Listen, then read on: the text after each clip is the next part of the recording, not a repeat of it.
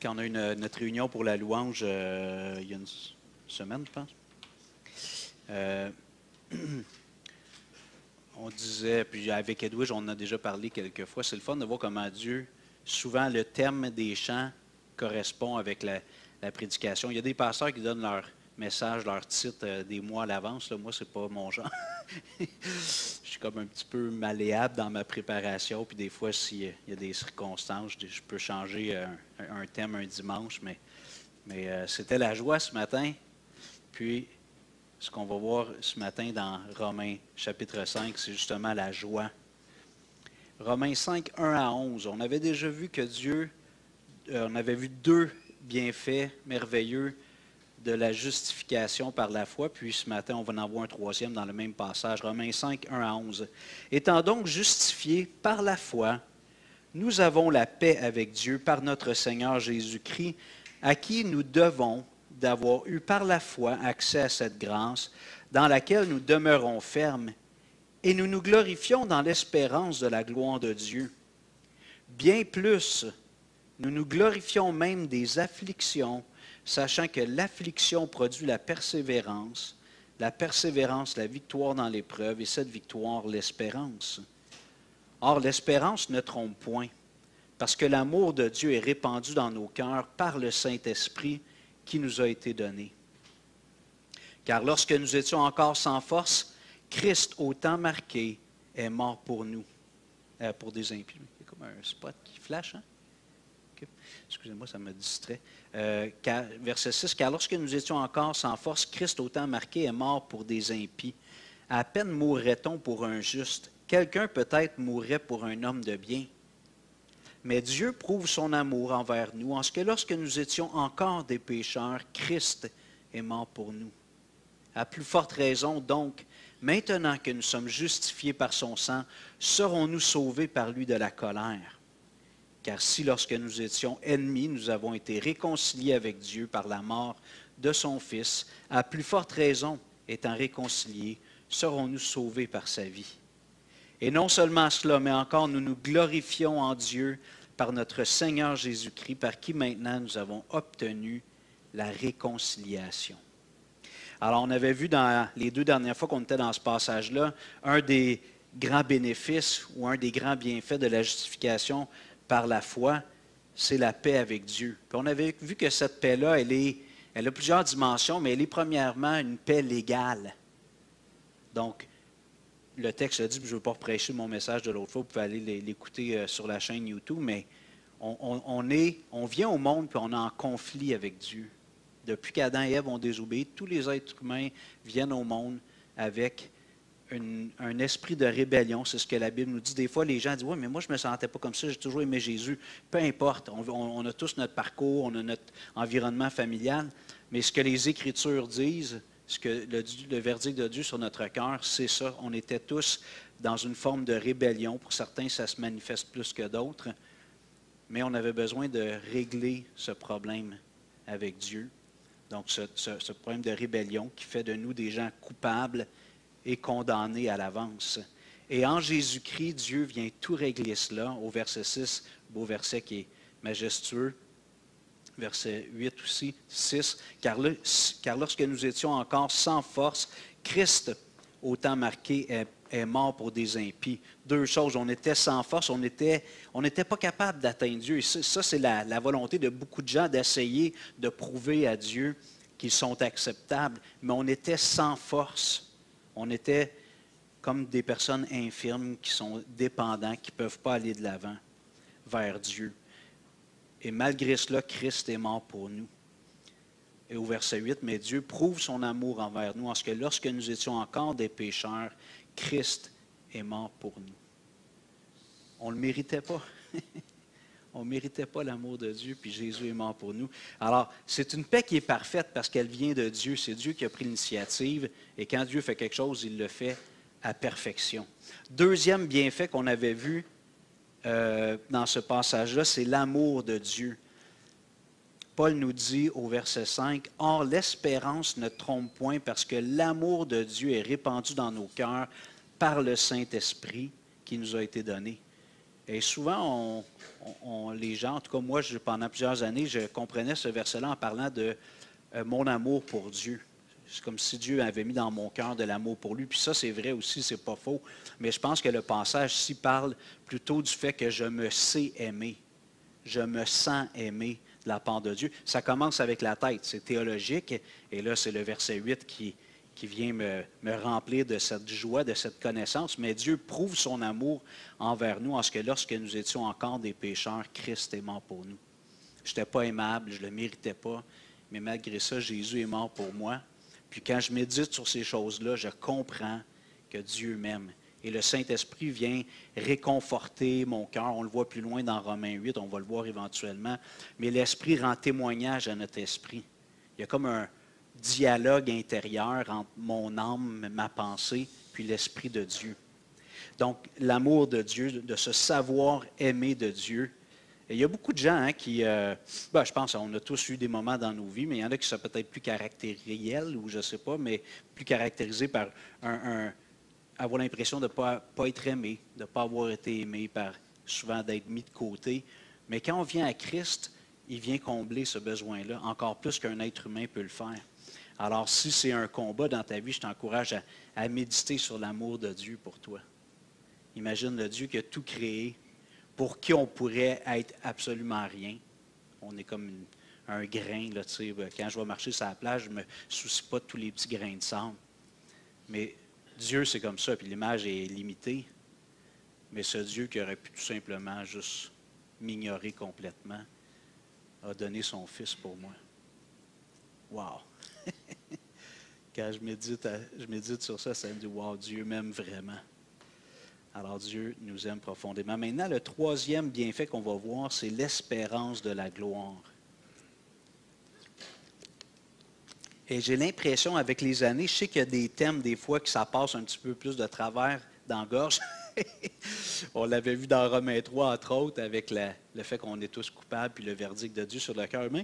Puis, ce qu'on aborde un petit peu dans ce qu'on voit aujourd'hui, il y a des éléments comme ça que les gens, des fois, ont un petit peu de difficulté. Et je pense qu'un des problèmes, avant d'aborder le sujet, c'est que, malheureusement, peut-être que vous n'êtes pas d'accord avec moi, mais dans le monde évangélique, dans un sens large, il y a souvent, ce qui est enseigné, c'est que Dieu veut qu'on soit heureux. Puis ça, c'est vrai, mais c'est la définition du bonheur qui est biaisée.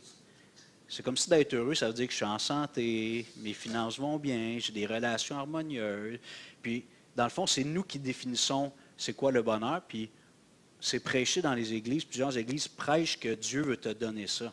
On appelle ça des fois, dans certains contextes, l'évangile de la prospérité, l'évangile du bien-être. Wow, je viens de voir ma batterie est à 21. Je vais baisser ma luminosité un petit peu. Excusez-moi.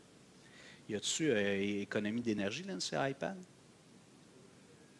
Ah, OK, excusez-moi, c'est un trait technique, là. Oui, je ne voudrais pas manquer de batterie, là. Oui, OK, je viens de le faire, merci. OK. Bon, je l'aurais, je pourrais me débrouiller, mais j'aime mieux avoir mes notes quand même. Alors, dans certaines églises, on prêche ça. Puis je suis conscient qu'une église qui va parler pas juste de ça, mais du péché, des épreuves, puis tu sais, ben c'est comme moins intéressant parce que on se fait dire des choses qui nous mettent dans un petit peu, qui nous brassent la cage. Surtout si on croit que Dieu veut que notre vie soit que facilité, puis bien-être selon notre façon de définir le bien-être. Donc, ce qu'on regarde aujourd'hui, ça va aborder un petit peu ce faux raisonnement-là. Pas tout le long, mais ça va parler, entre autres, de ce faux raisonnement-là.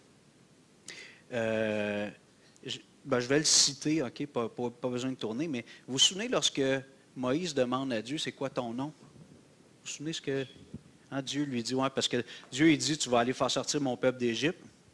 Puis Moïse dit, OK, je veux bien y aller, mais ils vont me dire, c'est qui le bonhomme d'en haut qui t'envoie nous sortir d'Égypte? Comment il s'appelle?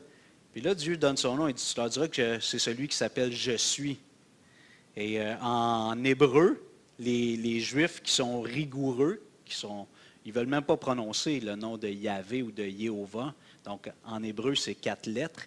On appelle le tétragramme, que nous, on représenterait par YHWH, mais qui se prononce généralement par Yahvé ou Jéhovah. Je pense que c'est plus Yahvé en général, mais Jéhovah, parce que dans l'hébreu ancien, c'était comme des consonnes, il n'y avait pas de syllabes. Donc, avec le temps, ils ont mis des petits symboles pour... Les gens savaient comment le prononcer en le voyant, mais si tu avais à l'apprendre, ben, il manquait des morceaux dans la lecture pour apprendre. Mais Dieu se présente comme celui qui s'appelle « Je suis ». Et c'est pour ça que dans nos Bibles francophones, on a remplacé, chaque fois que c'est marqué « l'Éternel » dans l'Ancien Testament, c'est le tétragramme qui est là, YHWH, qu'on prononcerait Yahvé ou Jéhovah. Donc, parce que c'est le sens du nom que Dieu donne en parlant de lui-même. Il dit, moi, je suis celui qui existe par lui-même, un éternel présent. Dieu a toujours existé par lui-même, il n'a pas eu besoin d'un créateur. Son origine est en lui-même. Dieu n'a pas de commencement, Dieu n'a pas de fin. Donc, Dieu est atemporel. Des fois, on dit intemporel, mais Dieu est atemporel. Dieu n'a aucune limite avec le temps. C'est Dieu qui a créé le temps. Moi, j'imagine, quand Dieu a créé le monde, un peu comme une grosse soupe dans un gros chaudron, il met toutes sortes d'ingrédients, puis à un moment donné, il a mis le temps. Lui, il est complètement détaché. Dieu est éternel. Alors, lorsqu'on se convertit à Christ, lorsqu'on est justifié par la foi, selon Romains 5.1, on entre dans cette réalité-là de Dieu, qui est difficile à saisir pour nous, surtout maintenant, mais on entre dans l'éternité. On a la vie éternelle. On a la vie éternelle. Donc, on entre. Là, on est encore contraint par le temps, les minutes, les secondes, les journées. Mais lorsqu'on se convertit, on rentre dans cette sphère-là de Dieu. Puis notre destination finale, c'est d'aller vivre dans l'éternité. Moi, je pense qu'il y a plein de choses qu'on ne saisit pas. Quand Paul parle dans 1 Corinthiens 15 de la résurrection des morts, il dit que les chiens, ce n'est pas des chats, les quadrupèdes, les oiseaux, ils n'ont pas le même ADN, ce n'est pas la même patente, la même bébite. Puis il dit de la même façon, le corps qu'on va avoir va être quand même radicalement différent du corps qu'on a actuellement. Je ne comprends pas, là. Fait qu'on a des petits morceaux dans la Bible, on a des indices, mais on n'a pas tous les morceaux pour tout coller puis tout comprendre ce que ça implique. Finalement, c'est un peu tannant, économie d'énergie, parce qu'il se ferme tout le temps. Mais au moins, je vais me rendre à la fin. Lorsqu'on devient chrétien, on adopte une nouvelle vision des choses. Évidemment, au début, c'est tout nouveau.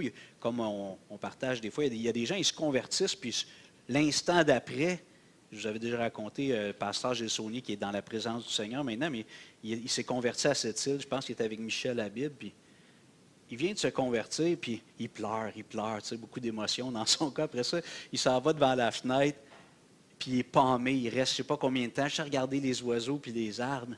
Ça, c'est des exemples plus frappants, là, parce qu'il ne voyait plus la création de la même façon. Donc ça, c'est comme un résultat ou un impact instantané dans son cas. Mais on doit être transformé et renouvelé dans notre entendement pour apprendre à voir les choses comme Dieu les voit. Voir les choses avec une perspective éternelle. Je pense que je vais l'enlever. Excusez-moi. Je vais enlever mon petit... On devrait se rendre. Puis ça, c'est un apprentissage tout au long de notre vie. Dieu va renouveler notre intelligence, puis il va nous aider à voir les choses comme il les voit, dans plein de petits détails dans nos vies. Quand je m'étais converti, le frère qui me donnait le maître et son disciple m'avait dit, c'était des petites phrases un peu, pas clichés, mais catchy, là, qui sont comme faciles un petit peu à retenir, mais il disait, Hugo, quand on se convertit, souvent les premières choses que Dieu change au début, c'est nos habitudes. Tu sais, notre mode de vie change. On ne va plus aux mêmes endroits, on ne fait plus les mêmes activités. Les choses changent.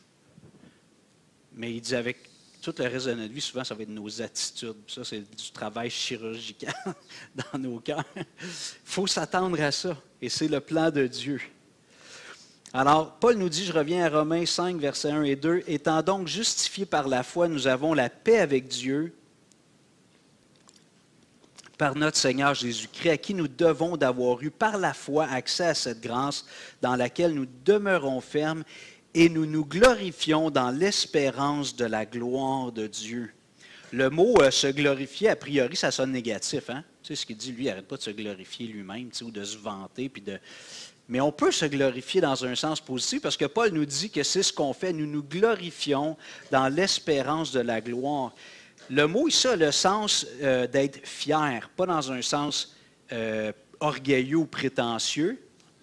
C'est comme en anglais, tu sais, tu peux être, ils disent proud, ça veut dire d'être fier, mais pride, c'est l'orgueil. Tu sais, fait que fait qu'en français, des fois, on a plus de nuances, des fois, on en a moins. Mais se glorifier, c'est d'être fier de quelque chose, mais surtout d'être joyeux de ça. C'est comme si Dieu nous a accordé quelque chose, puis ce n'est pas une fierté prétentieuse ou orgueilleuse, c'est une grande joie. Je suis fier d'être un enfant de Dieu. Puis hier, en marchant dans les rues de Montréal, on était, semble-t-il, 10 000 à faire la marche de la fierté chrétienne. Hein? La fierté chrétienne, c'était merveilleux. On disait, on est fiers, puis un moment donné, ceux qui animaient, ils disent, je ne sais pas trop, ils posaient une question, je n'entendais pas toujours, j'entendais le monde autour de moi qui disait « Jésus! » Je disais « Jésus! » Tu sais, fait qu'on criait Jésus dans les rues, puis il y a un peu d'émotion puis d'excitation avec le phénomène de la foule, mais c'est un effet d'entraînement, oui. Mais c'est quand même sobre, là, tu sais, évidemment, il y a tous les genres, là, tu sais, mais je pensais qu'il allait y avoir des hurluberlus, je n'ai pas vu hier. Des fois, il y a des chrétiens très excentriques, là. J'en ai pas vu, mais quand même, il y avait la joie et l'excitation. Alors, Paul nous dit qu'on se glorifie dans l'espérance de la gloire de Dieu. Alors, on est fiers de quelque chose, et ce quelque chose-là, c'est la gloire de Dieu.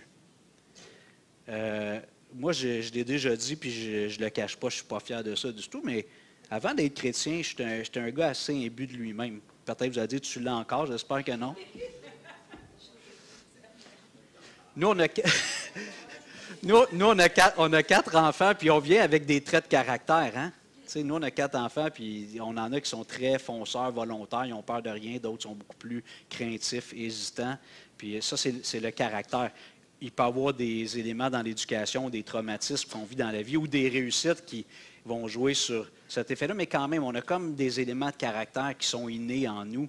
Alors moi, j'étais quelqu'un, en général, je pense encore aujourd'hui, là, j'aime foncer, j'aime aller de l'avant, mais vous pourriez demander à Aline, j'ai mes domaines d'insécurité, d'incertitude. Mais avant d'être chrétien, je suis le nombril du monde, comme on dit. Il n'y avait pas de place pour une mousse de nombril. C'était juste... C'était moi le nombril du monde, puis il n'y avait pas de place pour rien d'autre. Mais j'en étais pas conscient, je l'ai réalisé quand j'étais converti. Je ne le voyais pas, tu sais. Puis, alors, je me glorifiais de moi, j'étais fier de moi, tu sais, j'étais pompeux. Puis... Mais là, quand on est chrétien, notre sujet de joie, de fierté, c'est la gloire de Dieu. Ce qu'on veut, c'est que Dieu soit glorifié. Mais Dieu nous invite à participer dans cette sphère-là qui est spirituelle, puis à vivre cette joie-là de la gloire de Dieu. Ce qui est important, ce n'est pas que moi je brille. Ce qui est important, c'est que Dieu brille. Mais on lutte encore avec ça, même si on est né nouveau, on a le Saint-Esprit. On veut briller, on veut notre moment de gloire, on veut l'appréciation. Il y a des choses qui sont un peu légitimes, d'autres qui ne le sont pas du tout. Puis on cherche ça. Tu sais, comme je dis souvent, dans un ministère, si je ne sens pas que je suis apprécié à ma juste valeur, je vais dire comme ça, vous allez dire, t'es dur, mais never mind. Pas grave. Est-ce que Dieu est glorifié dans mon service? C'est peut-être dans l'ombre, peut-être que j'ai pas... Tu sais pourquoi il y a des églises qui sont 3000, puis le pasteur, c'est un big shot? Moi, je suis pasteur d'une petite église à Montréal. Je ne sais pas. Mais je suis content. Gloire à Dieu. Puis je vous aime, puis on vit des belles choses. J'espère qu'il vit des belles choses dans la grande église de 3000, mais nous, on vit des belles choses. Puis on se glorifie. Et surtout, c'est Dieu qui est glorifié. Quand j'ai fait la transition de Rivière-du-Loup à ici, tu sais, je parlais avec des gens, puis on parlait des transitions. Puis je dis, moi, avec les années, j'ai appris ce que je veux et c'est être là où Dieu me veut. Puis si je suis là où Dieu me veut, bien, je vais avoir de la joie, puis je vais être dans le plan de Dieu, puis Dieu va être glorifié. Puis c'est lui qui élève, on en a parlé, c'est lui qui abaisse, c'est lui qui fait prospérer, qui peut faire diminuer. C'est Dieu qui fait toutes ces choses-là. Avant d'être chrétien, on se glorifiait souvent de nos accomplissements. Ça pouvait être des choses familiales. On était fiers de notre famille, une famille peut-être célèbre, une famille qui avait bien réussi. On avait toutes sortes de sujets de joie, mais dans le fond de notre cœur, il y avait toujours un petit vide. Il y avait toujours comme un manque. On n'était pas satisfait. Et si tu es converti, c'est justement parce qu'à un moment donné, dans ton cheminement, tu as réalisé qu'il te manquait quelque chose. Et pour paraphraser Blaise Pascal, un mathématicien du 17e siècle, une citation qui est bien connue, que je paraphrase un peu, Blaise Pascal disait que dans le cœur de tout être humain, il y a un vide qui a la forme de Dieu. Il y a juste Dieu, comme un casse-tête, tu sais, qu'il y a une pièce qui va là. Il y a juste Dieu qui peut venir combler ça. Puis tant que Dieu n'est pas venu combler ça, on essaye de le remplir, mais avec des mauvaises choses. C'est comme d'essayer de mettre un morceau de casse-tête, puis c'est pas sa place. Tu as beau forcer, puis moi, je ne suis pas patient pour ça. Mon beau-père fait des casse-têtes. Combien de morceaux, Linda? Des milliers de morceaux, 3000 morceaux. C'est gros, 3000 pour un casse-tête? Ça prend la table de la cuisine au complet. Là. Des fois, il prend une feuille de plywood pour faire son casse-tête. Ah, moi, ça, je ne sais pas. J'ai pas de plaisir à faire ça du tout. Mais, puis des fois, justement, je me revois faire un petit casse-tête, tu sais, puis là, hey, je voulais-tu qu'il rentre le morceau? C'est là qu'il va. Tu sais, ça fait ben là, pas une heure, parce que je t'en fais pas une heure, là, mais ça fait 10 minutes, tu cherches où il va, le Moses de morceau, tu sais. Hey, à un moment donné, tu essaies, tu es sûr, tu l'as, puis il ne rentre pas. C'est quand même bien fait. Il ne rentre pas, le morceau. C'est la même chose avec le cœur humain. On essaie de remplir cette place-là qui revient seulement à Dieu avec des choses qui ne doivent pas aller là. Ce n'est pas leur place. Puis on n'est pas satisfait. Paul nous dit par la suite, toujours dans le verset 2, il dit « Et nous nous glorifions dans l'espérance de la gloire de Dieu. » Et moi, j'avais toujours compris le mot « espérance » comme quelque chose que je désire, mais je ne suis pas certain. Tu sais, j'aimerais ça avoir ça. J'espère réussir, j'espère avoir ça. Mais quand je lis le Nouveau Testament, le sens du mot « espérance », c'est plutôt une anticipation généralement heureuse. Il y a comme une certitude, c'est juste qu'on ne l'a pas encore, mais je sais que ça s'en vient. C'est comme une attente joyeuse. Et Paul, il dit, on se glorifie dans l'espérance de la gloire de Dieu. Je reviens à ce que je disais tout à l'heure. Ce qui nous excite en pensant à l'avenir, ce n'est pas notre gloire, c'est la gloire de Dieu. Ce n'est pas la réussite de nos projets, c'est la gloire de Dieu. Tu sais, je prends l'exemple du projet bâtiment. Je vous avoue que si on se fait damer le pion, ou que ça ne fonctionne pas, je vais avoir un petit pincement au cœur. je ferai avec vous. Mais je sais que ça peut arriver. Puis j'ai toujours en tête la phrase de Job qui dit « L'Éternel a donné, l'Éternel a ôté, que le nom de l'Éternel soit béni. » Fait que là, Dieu m'a donné un rêve, moi, dans ça, c'est pas une vision, mais j'ai un rêve d'être déménagé là-bas, c'est pour tous les avantages. Mais ça se peut qu'il m'enlève mon rêve. Ça se peut qu'il me réveille et m'en dit « Non, c'était pas ça le plan, j'ai d'autres choses. Vous allez rester ici 5 ans ou j'ai quelque chose d'autre à RDP. » Je ne sais pas. Nous, en tant qu'Église, on pense avoir discerné quelque chose, qu'il fallait déménager. Premièrement, on a parlé de ça il y a 2 ans. Puis deuxièmement, on pense que ce bâtiment-là, c'est une bonne option. Mais ça se peut que Dieu dise non, ce n'était pas ça mon plan finalement. Ça avait l'air intéressant, mais ce n'était pas ça mon plan. Et j'aimerais juste nous ramener, je le fais souvent, puis je pense que tous ceux qui vont m'écouter prêcher pendant des années encore, si je prêche encore des années, je retourne en Genèse. Genèse, chapitre 1. Vous n'êtes pas obligé de tourner, je vais juste donner le récit. Tu peux y aller si tu veux, Richard. Mais je ne lirai pas un verset spécifique. Avant que l'homme et la femme désobéissent à Dieu dans Genèse chapitre 3, on voit que l'homme et la femme avaient une relation sans obstacle avec Dieu. Ils filaient littéralement le parfait bonheur. Entre eux, l'homme et la femme, un mariage parfait. Les deux étaient gentils, ne faisaient jamais mal, rien de mal. Puis, il y avait une communion avec Dieu. Dieu venait les voir dans le jardin d'Éden. C'était un lieu, le mot Éden veut dire délice, c'était un lieu de délice, un lieu de plaisir. C'était délectable d'habiter dans le jardin parce qu'Adam avait sa femme, Ève avait son mari, il y avait les fruits, toute la végétation, la beauté de la création. Et par-dessus tout, il y avait une communion parfaite avec Dieu. Mais malheureusement, dans Genèse chapitre 3, on voit qu'Adam et Ève ont désobéi. Dieu avait donné juste une contrainte, puis séduits par Satan, puis tout ça, ils ont cédé. Et il est arrivé ce qu'on voit dans Romains 3, 23, qu'on avait regardé déjà, car tous ont péché et sont privés de la gloire de Dieu. Donc, privé, on peut le voir dans 2 sens, mais si je suis privé de quelque chose, ça veut dire que je n'y ai pas accès. On voit des fois le terrain privé, propriété privée. On comprend que la personne ne veut pas que je marche là sans autorisation. Je n'ai pas le droit d'aller sur sa propriété. Donc, lorsque Adam et Ève ont désobéi, ils ont été chassés du jardin d'Éden. donc le lieu de délice, là où la gloire de Dieu était manifestée, parfaite. Ils ont été jetés dehors du Jardin d'Éden. Donc, ils ont été retirés de cette sphère-là, ce lieu-là, cette atmosphère, cette dynamique où c'est la gloire de Dieu qui prend toute la place. Et on le voit, hein, premier réflexe d'Adam et Ève, qu'est-ce qu'ils font quand ils désobéissent? Ils se cachent, après ça, ils se font des vêtements. Donc, il y a comme leur orgueil, l'orgueil vient naître en eux, leur gloria humaine. Puis écoute, c'est mari et femme, ils sont comme ça depuis on ne sait pas combien d'années, là. Puis tout d'un coup, il faut qu'ils se cachent, ils sont juste eux autres. Il faut qu'ils cachent leur partie intime. Et ensuite, ils se cachent de Dieu, ils se mettent à accuser l'autre au lieu de prendre leur responsabilité. Donc, à cause du péché, tous les êtres humains sont conçus en dehors de cette sphère de la gloire de Dieu. Mais lorsqu'on vient à Christ, on est réintroduit dans cette sphère-là. Et moi, l'image que j'ai, qui est peut-être un peu simpliste, je ne suis pas un gars qui avec un quotient intellectuel très élevé, mais j'aime des petits exemples simples. J'imagine un petit poisson, tu sais, un beau petit poisson rouge, là. Puis on le prend par la queue, puis on le met dans le désert. C'est cruel, hein? Je vois mieux. Je ne l'ai pas fait, là. Okay? Il va faire...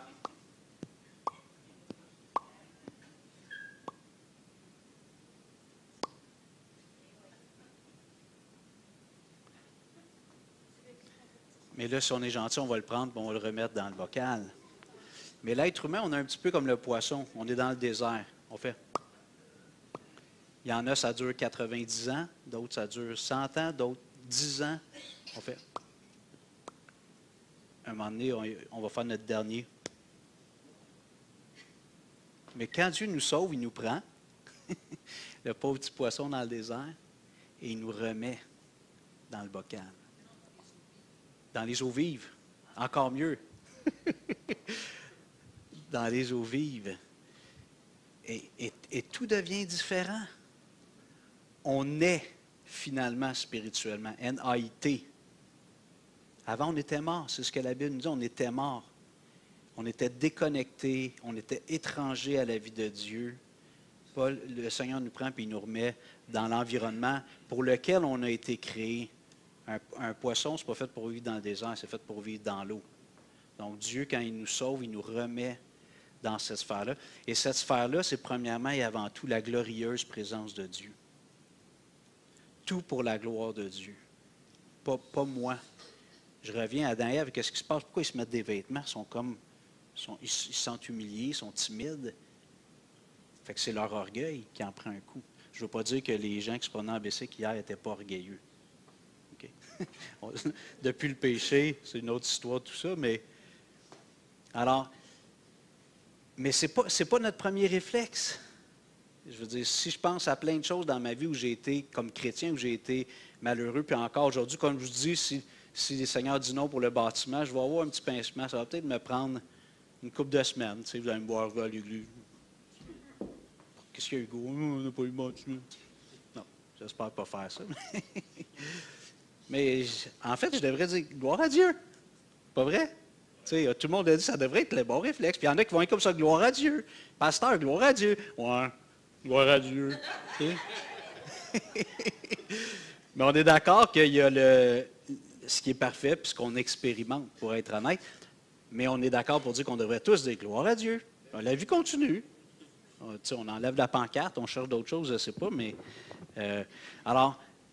et ça, c'est un apprentissage. C'est un apprentissage. Paul nous dit dans Romains 5.2, je le relis, puis après ça, je poursuis l'exposé. Il dit, à qui nous devons, en parlant de Jésus-Christ, d'avoir eu par la foi accès à cette grâce dans laquelle nous demeurons fermes, et nous nous glorifions dans l'espérance de la gloire de Dieu. Il y a dans la Bible, puis peut-être que vous avez cette réflexion-là, je me souviens, surtout dans les premières années, je me disais, des fois, il a l'air de parler comme si c'est fait, puis d'autres fois comme si ce n'est pas fait. Il dit qu'on est sauvé en espérance. Puis nous autres, on dit, non, je suis sauvé là j'ai la vie éternelle. Tu sais, c'est en espérance qu'on... Alors, dans la Bible, il y a souvent, dans les livres théologiques, ils vont dire le déjà et le pas encore. Il y a des choses qui sont déjà acquises par Christ. Dieu nous les a promises. c'est à nous, sauf qu'il y a une dimension qu'on a déjà, puis il y a une dimension qu'on n'a pas encore qui est à venir. Et quand je parlais tout à l'heure des fois des théologies du bien-être ou de la prospérité, l'évangile de la prospérité, quand les gens disent Dieu n'aime pas la maladie, puis Dieu ne veut pas que tu sois malade, puis tout ça, dans l'idéal, ce n'est pas ça que Dieu veut. Il a créé Adam et Ève sans maladie, sans mort, mais la réalité actuelle, c'est qu'on vit avec. Alors, c'est vrai que Dieu ne prend pas plaisir à voir des êtres humains souffrir, puis à avoir des douleurs, puis de la maladie. Mais dans le monde actuel, on est avec ça. Puis dans le corps dans lequel on vit actuellement, on va être pris avec ça. Donc, de dire à un croyant que soit qu'il y a quelque chose qui ne va pas dans sa vie, c'est un démon, il y a quelque chose, tu sais, puis il faut que tu pries pour que Dieu t'enlève ta maladie parce que ça ne vient pas de Dieu, puis tout ça, ce n'est pas une bonne théologie. De dire un jour tu vas être délivré de ce corps. Mais ça, c'est quand tu vas mourir. D'ici là, on est pris avec le body qu'on a, puis avec les problèmes que ça peut nous occasionner. Alors, vous comprenez que c'est des petites subtilités, mais honnêtement, j'imagine que tu as deux prédicateurs, un qui dit non, non, tu sais, Dieu ne veut pas que tu sois malade, viens ici, on va prier pour toi, puis à chaque fois, on va prier pour toi, puis avec la prière, on va s'en débarrasser de la maladie, parce que Dieu ne veut pas ça. Puis l'autre qui dit non, non, Dieu, il permet qu'on souffre, puis ça fait partie de notre lot actuel. Je comprends que dans la pensée populaire, moi, j'aurais tendance à aller voir le bonhomme qui dit que faut pas que tu aies une maladie, puis il faut que tu prospères dans ton entreprise. Vous comprenez? C'est un message qui est plus attirant, parce que ça flatte l'ego, ça fait du bien au moi. Mais on a vu, il y a 2 semaines, que dans l'économie de Dieu, pour vivre, il faut d'abord quoi? Mourir. Dans la pensée de Dieu, pour vivre la vraie vie, il faut d'abord mourir à soi-même. Donc, ça va être la même chose avec le corps. Le corps actuel, il est mortel, il est corruptible, il est sujet à la faiblesse.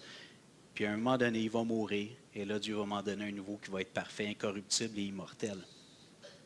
Paul arrive au verset 3, puis là, c'est des versets un peu bizarres, justement, surtout dans notre contexte social. Et c'était là, dans mon introduction, je parlais des choses qui cognent un peu ou qui passent de travers, mais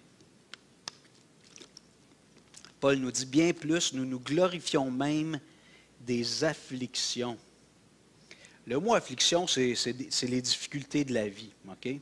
Il ne parle pas ici de persécution ou de tribulation. Il parle, peut-être dans votre Bible, ça dit tribulation, mais il parle ici des afflictions. C'est les misères de la vie.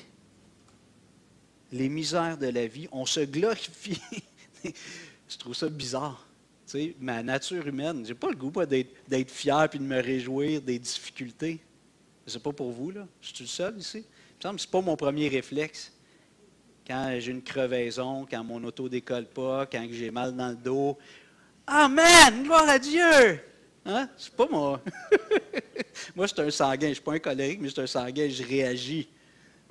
C'est rarement ma première réaction. Mais Paul nous dit dans notre théologie, dans notre nouvelle vision des choses, on devrait se glorifier des afflictions. Bien plus, nous nous glorifions même des afflictions, sachant que l'affliction produit quelque chose.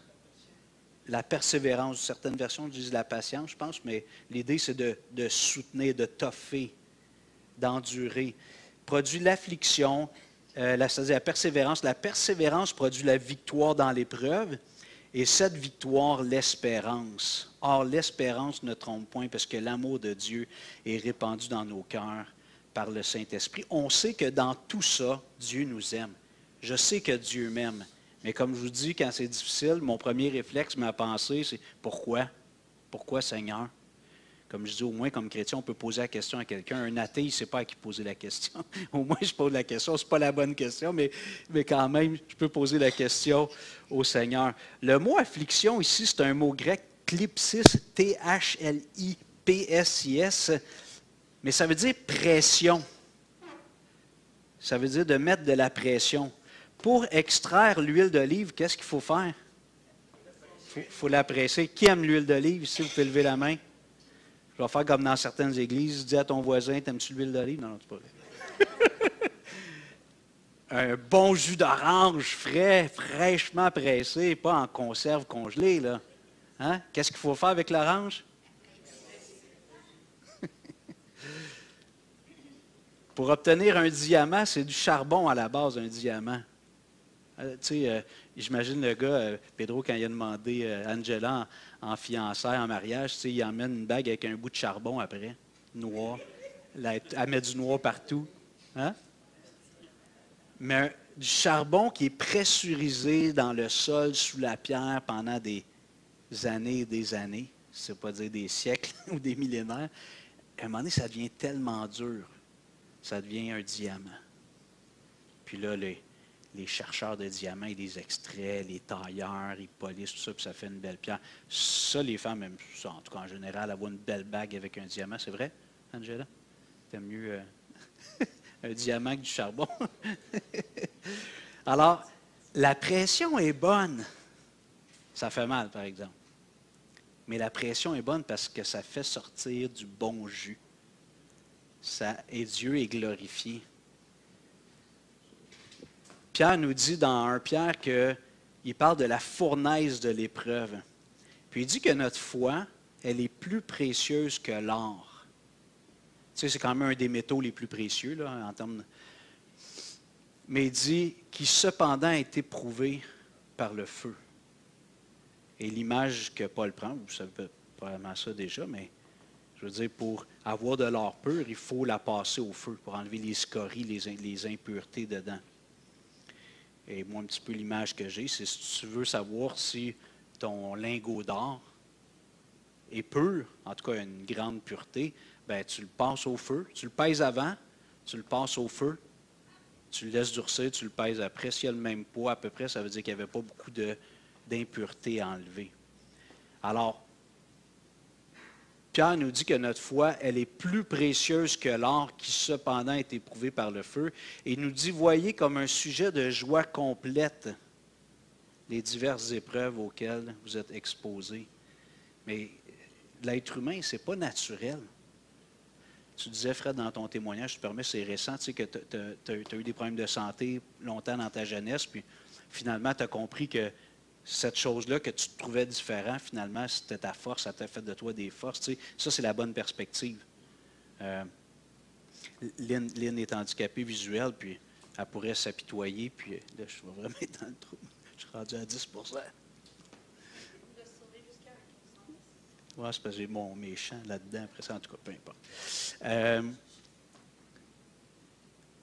Alors, le Seigneur va nous faire passer dans des épreuves, et c'est ce que Paul dit. Il dit au verset 3 de Romains 5, « Bien plus, nous nous glorifions même des afflictions, donc les difficultés de la vie, les misères de la vie, les épreuves, sachant que l'affliction produit la persévérance. » Et moi, je vous parlais de moi avant, je n'étais pas persévérant. On a un de nos enfants qui est comme ça un peu, il est mature, là, mais moi, il fallait que ce soit vite. Si je n'étais pas à le faire vite comme ça, je me décourageais. J'avais un peu de facilité à l'école, fait que quand je comprenais vite, ça allait bien. Mais s'il fallait que j'étudie, non, pas de temps à perdre, moi. Il faut que je joue au ballon, il faut que je regarde mes bonhommes, je ne sais pas trop. Puis, je me souviens, tu sais, en vieillissant, tu n'as pas le choix. J'avais échoué mes mathématiques de secondaire 5, je suis devenu prof de maths après, fait que dire que j'étais quand même pas pire en maths à la base. Mais j'ai échoué mes maths de 5 parce que c'était des mathématiques fortes. Puis il fallait que je travaille, puis je n'ai pas travaillé. J'ai eu un échec. Là, l'été, il y avait un genre de cours éclair, tu pouvais faire une reprise. Je m'en allais au cégep, ça me prenait mes mathématiques, là. J'essaie de rusher pendant une semaine, mais je ne réussis pas. Et ça a été comme une douche d'eau froide pour moi. Là. Ça a été comme, c'était pas ma conversion, mais j'ai comme eu un éveil. Là, c'est quoi la vie? La vie, c'est pas juste s'amuser, mon petit gars. Dans la vie, c'est travailler aussi. Tu veux obtenir des choses, il faut que tu fournisses l'effort. Et ça, je n'aimais pas ça, fournir des efforts. Moi, du travail à long terme, tu sais, un geste répété, là, tu n'as pas le choix. C'est pour ça que je n'aime pas pelleter, j'ai réalisé. Ça me donne mal dans le dos. Savez-vous pourquoi? Parce que moi, pelleter, ça envoie. J'aime pas ça, pelleter. Mais j'aime ça creuser dans la terre. Fait que c'est bizarre, là, je ne me comprends pas trop. J'aime ça creuser un trou à pelle. Mais pelleter à la neige, que j'haïs ça. Fait que je me retrouve à avoir mal dans le dos. Pourquoi? Parce que je ne fais pas comme les personnes qui pelletent raisonnablement. Je vais vite. Puis là, après ça, j'ai mal dans le dos le lendemain. Qu'est-ce que tu connais ça? Non? Non, c'est ça. Ah non, moi, j'haïs ça, pelleter. Et je me souviens, quand on a déménagé à Rivière-du-Loup, on a acheté une maison avec une vieille bâtisse qui était une ancienne porcherie. Puis Lynn elle aime les chevaux. Elle avait toujours rêvé d'avoir des chevaux, mais oublie ça à Saint-Hubert-Brossard, tu ne peux pas avoir un cheval dans ta cour. Tu n'as pas un terrain assez grand, ça va te coûter des millions pour avoir un terrain. Mais là, on a pu s'acheter pour un prix plus que raisonnable une maison qui avait besoin d'amour, comme toujours, puis une porcherie qu'on allait convertir en écurie, en étable. On l'a fait. Puis, mais on a travaillé, mais là où je veux en venir, c'est qu'il n'y avait pas de clos. Il y avait pas de, les chevaux auraient été là, ça serait sauvé. Et là, il fallait faire un clos, un parc pour les chevaux, tu sais. Puis là, moi, je voyais ça. Le monde font ça avec des piquets de cèdre. Ça pourrit pas vite. Fait que moi, je n'ai jamais fait ça, là. Mais je pense que ça ne prend pas la tête à Papineau pour faire ça. Fait que là, je commence à aller avec ma pelle. Puis je fais ça au mois. On avait acheté la maison, on était déménagé le jour à Saint-Jean-Baptiste, 24 juin. Puis, tu sais, le temps qu'on rénove la bâtisse, l'eau rentrait, là, la porcherie, puis il y a des choses qu'on a faites sur la maison. Non, on a fait les curés avant. Le monde disait, tu aurais pu rénover ta cuisine, mais moi, je voulais faire plaisir à ma femme. On achetait ça pour avoir des chevaux dans notre cour.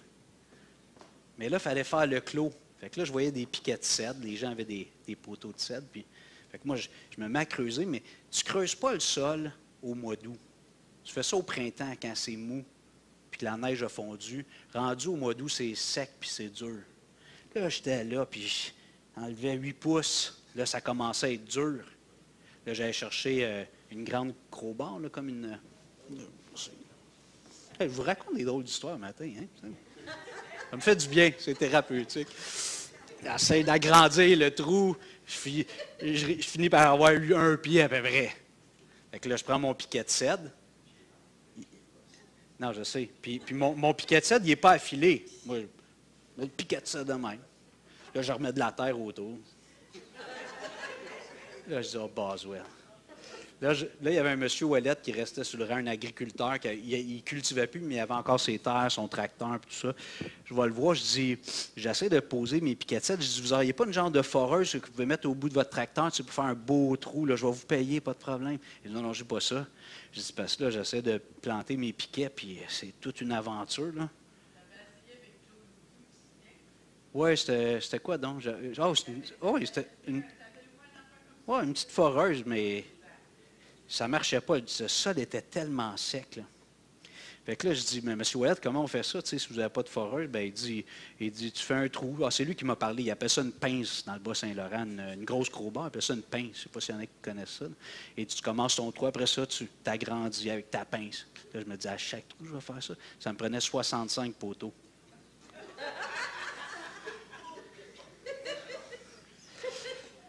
Puis là, je dis, mais puis qu'est-ce que je fais avec mon... Puis non, il dit, t'as-tu affilé? Il me dit ça, t'as-tu affilé tes poteaux? Moi j'étais un proche, j'imagine une grosse aiguise crayon. Ma femme, elle tient le poteau, puis moi, là, je dis, comment on fait ça, affiler un piquet de cèdre? Ben, il dit avant, il faisait ça à hache, mais il dit, si tu as une scie mécanique, tu sais, tu le mets debout, puis 4 côtés, bing, tu sais, ça va mieux rentrer. Fait que, puis il dit, après ça, tu le masses. Moi, masser, c'est ça, masser. Fait que là, je dis, qu'est-ce que je voulais dire? Ben, il dit, tu frappes avec une masse. Mais il dit une masse à piquet. Je dis, quoi une masse à piquet? Ça ressemble à un marteau de juge. Là. La tête est plus grosse. Là. Ça, il m'a passé sa masse à piquet. Là, je suis retourné chez nous, Lynn. Ça va être là. Là, j'avais demandé à Lynn de m'aider. Lynn amenait les... Je m'étais mis une grosse bûche. Lynn, elle s'accotait à la tête. Ça shakeait. En tout cas, mais tout ça pour vous dire que puis le Seigneur était bon parce que j'ai travaillé 2-3 jours, puis après ça, il y a eu une bonne journée de pluie, ça a ramolli le sol. C'est quoi? Là, est-ce que tu vas-tu m'humilier ou...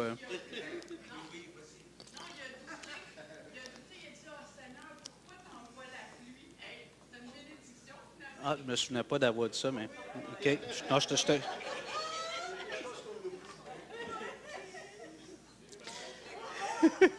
Mais je vous avoue, là, j'en avais 3-4 de fait, j'étais vraiment découragé. Tu sais, mon Hugo Tiner, il faut que tout se fasse vite, là. Ah, mon ami Pierrot, là, 65 piquets à planter. Puis ça faisait un petit package de 10 000 pieds carrés. C'était pas grand, mais quand même. Mais là, ça, c'est des choses, j'ai appris la persévérance. Mais là, le Seigneur est bon, il a envoyé de la pluie, ça a ramolli un peu. Puis dans le bas du terrain, vu qu'il y avait une pente, c'était encore au printemps, c'était une mort. Là, fait qu'au moins, le sol était... Fait que j'ai commencé dans la partie la plus dure, sans le savoir. Pourquoi je vous raconte ça? Ah oui, ça produit la persévérance. J'ai pas mis de timer un matin. Les afflictions. Paul dit, on se glorifie même des afflictions. Pourquoi? Au verset 5, au verset 3, parce que l'affliction produit la persévérance. Et on est tous d'accord pour dire quelqu'un qui est résilient, qui est tenace, une grande qualité. Honnêtement, là, moi, je n'avais pas cette qualité-là. Okay? Je pense que Dieu l'a développé un peu avec les années, la vie nous. Mais Dieu veut former ça en moi. Dieu veut faire de moi et de toi un homme, une femme patient, persévérant, résilient. Même quand ce n'est pas facile, on continue. Et moi, c'était loin d'être naturel. Et ensuite, Paul il dit en plus, la persévérance, elle produit la victoire. Quand j'ai fini mon dernier piquet, c'était une victoire.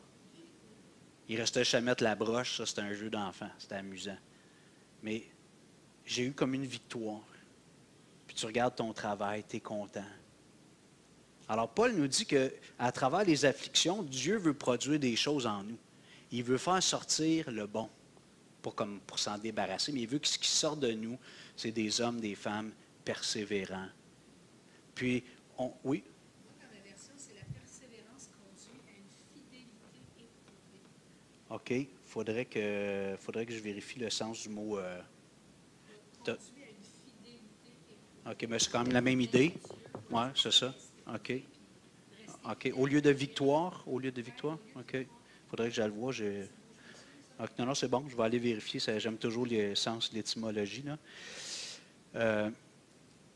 Puis, tu sais, je me souviens aussi, quand je venais de me convertir, j'avais des luttes. C'est pas tous les péchés qui partent comme ça du jour au lendemain. Il y en a que ça reste des combats. Même encore après 30 quelques années dans le Seigneur, ou certains d'entre vous, 50, 60 ans, on a encore des combats.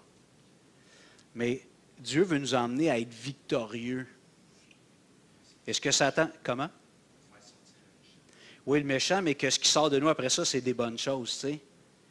Il veut faire de nous des hommes... Puis il ne faut pas accepter le statu quo. Il ne faut pas qu'on accepte le statu quo de dire c'est une fatalité, moi je vais toujours être faible dans. C'est correct de reconnaître, moi on connaît nos forces, nos faiblesses, là, mais si ma faiblesse m'amène à pécher, je ne peux pas juste comme abdiquer et dire moi c'est comme ça.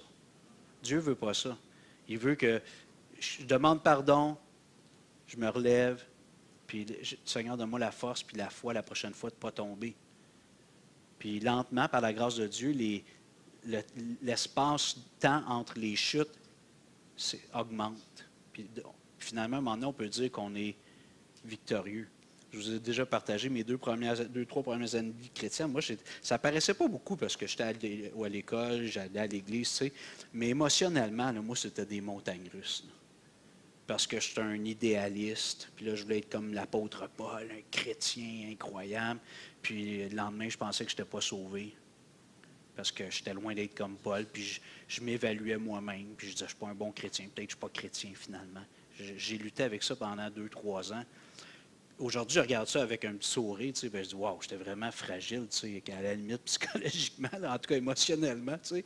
Mais j'avais pris le verset quand Paul il dit à travers Pierre, il dit, le Dieu de toute grâce qui vous a appelé en Jésus-Christ à sa gloire éternelle, après que vous aurez souffert un peu de temps, vous perfectionnera lui-même.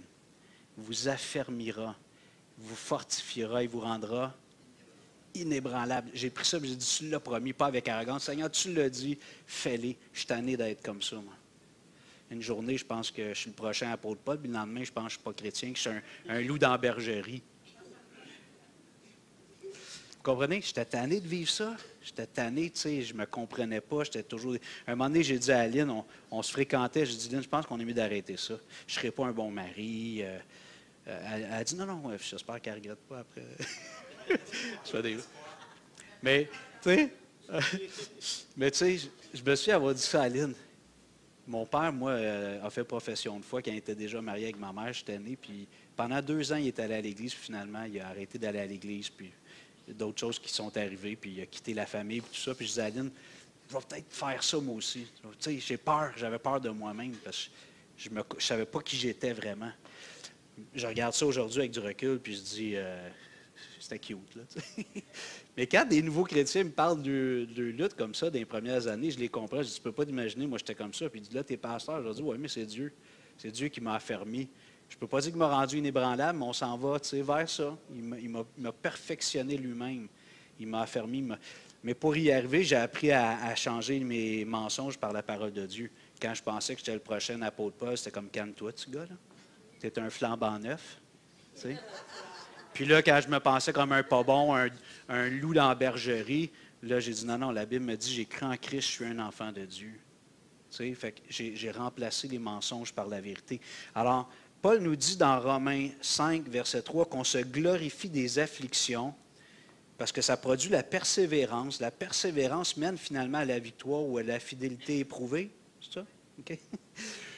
Puis, cette victoire, l'espérance, de deux façons, l'espérance, moi je trouve, parce que premièrement, la vie actuelle, elle va toujours rester un peu insatisfaisante. Même si Dieu nous donne des victoires, tu sais, tu as mal dans le dos, tu fais avec l'aide de Dieu, un chiro, je ne sais pas trop, tu finis par t'en débarrasser. Gloire à Dieu, merci, tu as répondu aux prières, j'ai fait ce qu'il fallait. Mais je sais que je vais peut-être avoir mal à la jambe dans 3 ans. Tu sais? Fait fidélité, ouais. Il faudrait que je pense, là, parce que tu me mets ça dans la tête, puis je... Mais c'est parce que ça ne veut pas dire qu'on a une victoire nécessairement. OK, mais on reste fidèle. Mais c'est de rester, on est éprouvé, Ouais. mais une fidélité éprouvée qui nous mène vers l'espérance justement d'une vie éternelle avec lui, Ouais. où on n'aura plus cette couleur-là.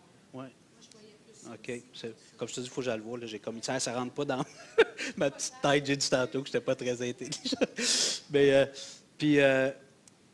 mais en même temps, on sait que de vivre les épreuves, de persévérer, tout ça, ça nous emmène quand même à regarder au futur. Parce qu'on se dit quand même quand Dieu nous donne des victoires, Lynn a eu un diagnostic de cancer à 4 ans, elle est en rémission depuis 4 ans. Tu sais. Mais si d'autres choses peuvent arriver, ça peut être moi. Tu sais. Fait que, puis en même temps, le fait qu'on expérimente la joie d'avoir le dessus sur le mal, soit de la maladie, dans le sens d'être guéri, ou de dominer des péchés, d'arriver à dominer, à dompter ces bêtes-là qui nous animent un peu, bien, ça me dit, wow, ça va être merveilleux dans l'éternité. Là, on est juste avec les amuse-gueules, on est dans le portique du paradis. Donc, Paul nous dit que les afflictions, la bonne façon de les voir, c'est d'être fier, de se réjouir des afflictions. Pourquoi? Parce que ça produit la persévérance. À force de persévérer, tu finis par avoir la victoire. Puis cette victoire-là te porte tes pensées vers ta demeure céleste, vers ta destination finale. Et quand on est trop attaché aux choses de la terre, le Seigneur, il veut nous détacher des choses de la terre. Il va trouver des moyens. Je considère qu'on est béni. Ici, j'étais à Sorel dimanche passé, puis je disais que Paul, il dit à Timothée, recommande aux riches du présent siècle d'être riches en libéralité. Dieu nous donne toutes choses pour qu'on en jouisse. J'estime qu'au Canada, je sais que c'est peut-être que vous n'êtes pas tous à l'aise, mais si on se compare au reste de la planète, on est quand même un peu les riches de la planète. Je parle généralement. Peut-être que tu ne vis pas ça actuellement, c'est difficile, mais généralement, on est les riches de la planète au Canada. Une partie de l'Occident, je dirais. Là. Donc, Dieu nous donne ces choses-là pour qu'on en jouisse. Fait que Dieu veut qu'on jouisse. On ne doit pas nécessairement choisir une vie d'ascète, puis tu gagnes 100 000, mais tu vis comme si tu gagnais juste 10 000, puis le reste, tu le donnes aux pauvres. Si quelqu'un fait ça, moi, je lève mon chapeau, c'est merveilleux, mais Dieu n'exige pas ça de nous. Mais il dit, par exemple, si tu es quelqu'un qui est dans l'abondance, sois riche en libéralité. Donne aussi généreusement. Dieu t'en donne beaucoup pour que tu en redonnes aussi.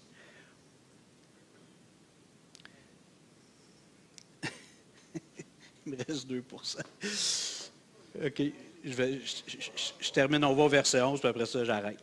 Puis de toute façon, mon temps, je n'ai pas mis mon petit minuteur. Verset 11. Et non seulement cela, je vais aller au verset 10 parce qu'il fait un lien, là. Car si lorsque nous étions ennemis, nous avons été réconciliés avec Dieu par la mort de son Fils, à plus forte raison, étant réconciliés, serons-nous sauvés par sa vie.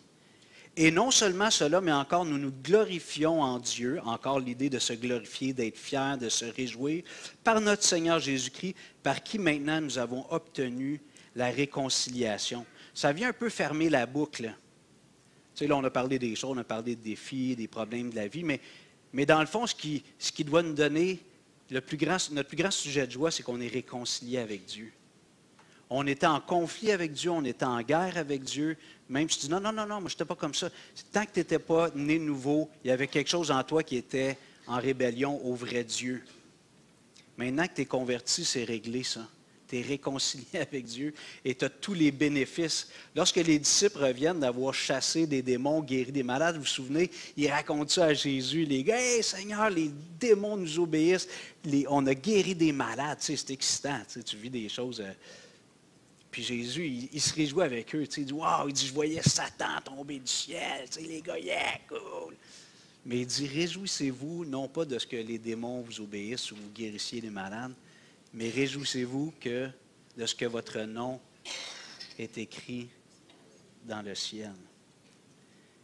Fait que ça vient fermer la boucle. T'sais, on peut penser quand on vit des afflictions, OK, Dieu veut former quelque chose en moi, je ne sais pas c'est quoi, ça fait mal, qu'est-ce qu'il veut faire, je ne sais pas, mais je sais qu'il y a un bon plan. Ça nous rassure. Mais tu veux monter ta joie encore d'une coche, pense au fait que tu es un enfant de Dieu. L'état dans lequel tu vis, et je vis actuellement, c'est temporaire. C'est temporaire. Maintenant, je suis réconcilié avec Dieu et ma destinée, c'est la gloire de Dieu. Et Dieu nous invite par la foi à déjà vivre dans cet esprit-là, de tout faire pour la gloire de Dieu. Et tout ce qui arrive dans ma vie, ce qui m'arrive, ce n'est pas tellement grave. Ce qui est important, c'est que Dieu soit glorifié par ma réaction, par mon témoignage. Ce qui est important, c'est ma réaction. Je vous invite à vous lever, on va prier. Mon iPad m'a dit que c'était fini. On va prier. J'espère que je ne vous ai pas endormi. Seigneur Dieu, c'est ça, depuis un bout de temps, je me dis toujours, oh boy, ça ne doit pas être facile de vivre des épreuves quand tu n'es pas chrétien. Bon, il y a des gens qui ont une autre religion ou d'autres pensées, puis ils parlent à ce Dieu. La Bible nous dit que c'est tous des démons, ce n'est pas des dieux, mais en tout cas, ils ont un soulagement en faisant une prière à cet être-là qu'ils appellent Dieu ou d'un autre nom. Mais je pense aux gens qui ne croient pas en Dieu. Et que ça doit être difficile, les épreuves. Moi, je trouve ça dur. Quand je vis des épreuves difficiles, je trouve ça difficile, c'est douloureux. Soit que c'est émotionnel, psychologique, des fois physique. Mais au moins, je peux crier à toi. Puis je sais que toi, tu as tout pouvoir pour solutionner mon problème. Je ne sais pas si tu vas le faire, je ne sais pas quand tu vas le faire, mais au moins, je peux te lancer des cris de détresse, de tristesse. Mais Seigneur, tu ne veux pas que je reste là. Tu ne veux pas qu'on reste dans ce genre de panique ou d'angoisse, d'anxiété parce que c'est difficile. Tu veux qu'on persévère,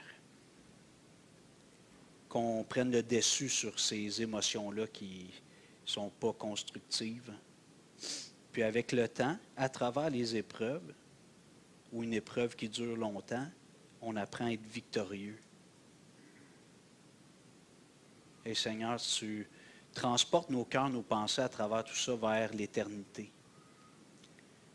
Ça devrait être la vision de tous les chrétiens. On n'a pas lu les passages, mais on regarde les apôtres qui ils voyaient comme un honneur d'avoir été battus à cause de leur foi en Jésus. Battus de verge par les autorités juives parce qu'ils prêchaient le nom de Jésus. Ils se considéraient honorés. Ils étaient honorés de souffrir pour Jésus. Wow! Quelle perspective! Paul, avec Barnabas, qui chante avec Silas, je pense, en tout cas dans les prisons, des conditions misérables, et chante les louanges du Seigneur. Pas des chants d'imprécation, des louanges. Seigneur, je te prie de m'aider à avoir ta vision des choses. Aide-moi à avoir une bonne théologie. Tu ne nous as pas promis que tout serait facile à partir de notre conversion. Tu nous dis qu'un jour, tout va être parfait. Mais il faut que la vie actuelle se termine, soit par la mort, soit par ton retour. Alors, dans la vie actuelle, il va y en avoir des épreuves, des difficultés, des afflictions, des fois peut-être même des persécutions. Et Seigneur, tu veux qu'on ait la bonne perspective, qu'on se réjouisse premièrement de ce qu'on est enfant de Dieu. On est les plus bénis des humains, parce qu'on est réconcilié par le sang de Jésus. Maintenant, on est sécurisé, certain à 200%, à 1000%, parce que notre foi repose sur Dieu qui est toujours fidèle, que tout ça concourt à notre bien et que tu vas nous transporter un jour dans ta maison, la maison du Père. Alors Seigneur, donne à mes frères et sœurs, et peut-être ce matin qu'il y a quelqu'un qui n'est pas converti encore, qui trouve ça bizarre, avoir de la joie dans les difficultés. Même comme chrétien, on ne trouve pas ça évident. Je peux comprendre. Mais Seigneur, si la personne n'est pas née de nouveau, c'est difficile d'embrasser ses valeurs. Alors je te prie de toucher son cœur, que cette personne vienne à Jésus. Parce qu'alors que cette personne est encore pécheur, impie, Christ est mort pour lui ou pour elle. Alors touche chacun des cœurs présents, le mien et ceux des autres, s'il te plaît, au nom de Jésus. Amen. Merci, merci.